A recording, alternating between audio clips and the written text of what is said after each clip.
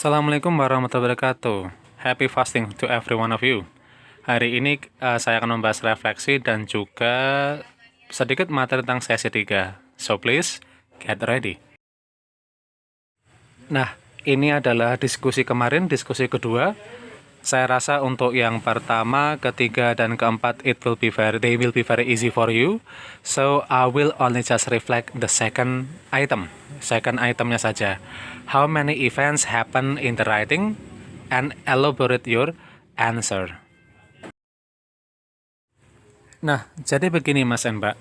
A paragraph, it usually discusses only a single point. Jadi paragraf itu hanya mendiskusikan satu poin saja.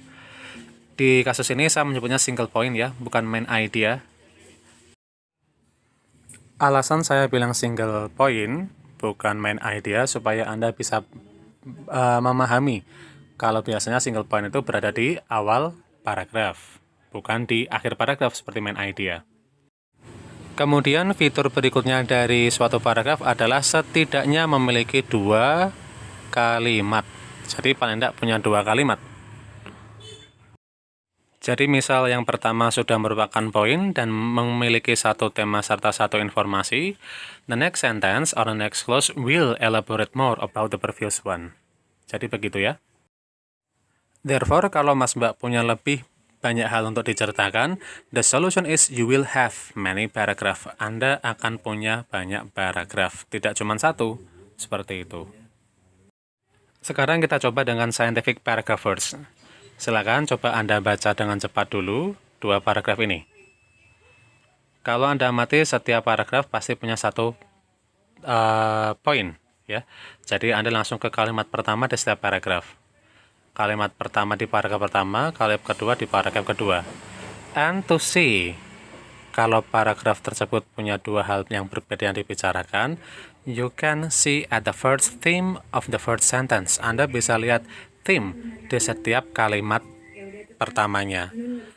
Theme yang pertama adalah about recently digital technology.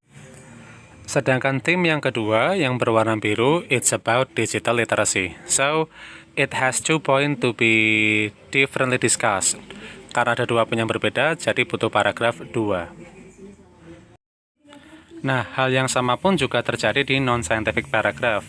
Mungkin yang berbeda adalah penamaan kita untuk mencirikan paragraf tersebut isinya apa. Yang pertama, she bla bla bla bla bla bla, di situ masih kurang jelas untuk apa, so we can just say it is introduction. Sedangkan kedua, ketiga itu sudah mulai masuk ke event, ya. Jadi seperti itu. Jadi ada 2 event. Yang pertama setelah they, Alice and also who is it?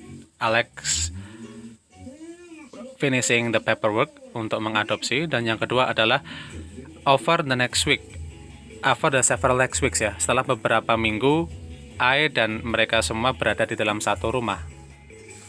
Nah, terus bagaimana dengan event-event seperti she would like make pancakes for breakfast and the other? Itu semuanya digunakan sebagai supporting clauses for the previous clause, untuk klausa yang sebelumnya, yaitu klausa yang jadi poin. Nah, hal itu semua Mas Mbak bisa lakukan di diskusi ketiga tentang giving advice letter. Jadi cara untuk menulisnya sama, Anda tentukan poinnya dulu. Kalau Mbak dan Mas punya banyak hal yang dibicarakan, it means you will have many paragraph. Dengan catatan satu paragraph at least 2 sentence, paling tidak 2 kalimat gitu ya. 2 sentence itu terdiri dari 2 klausa juga boleh, but the first clause ya, klausa yang pertama itu punya theme dan juga informasi yang nantinya akan dielaborasi atau dijelaskan di klausa berikutnya. Jadi tetap Mas dan Mbak harus ingat-ingat pedoman ini ya. So please remember it.